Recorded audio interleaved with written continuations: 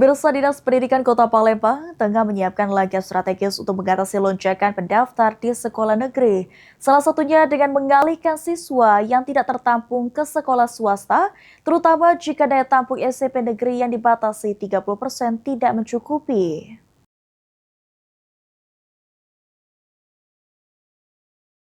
Dinas Pendidikan atau Distrik Kota Palembang merencanakan pengalihan siswa ke sekolah swasta sebagai solusi atas keterbatasan daya tampung sekolah negeri khususnya di jenjang SMP.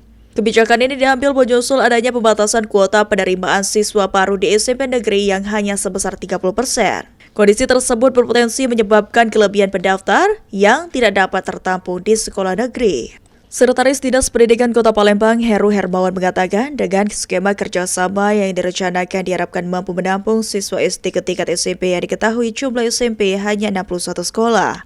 Melalui skema ini, siswa yang tidak lolos seleksi di sekolah negeri akan diarahkan untuk melanjutkan pendidikan di sekolah swasta yang telah disiapkan sebagai mitra pemerintah. Distrik menilai langkah ini tidak hanya mengatasi ketimpangan jumlah pendaftar, tetapi juga mendorong optimalisasi peran sekolah swasta dalam sistem pendidikan di Kota Palembang.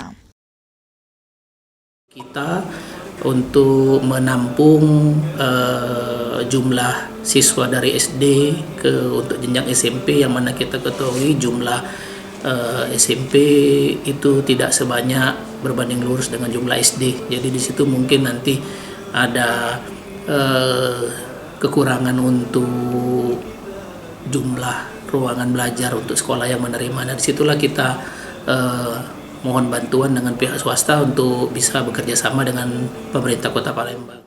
Distrik Palembang menegaskan kebijakan ini akan disosialisasikan secara menyeluruh kepada masyarakat agar proses penerimaan peserta didik baru dapat berjalan transparan dan tepat sasaran.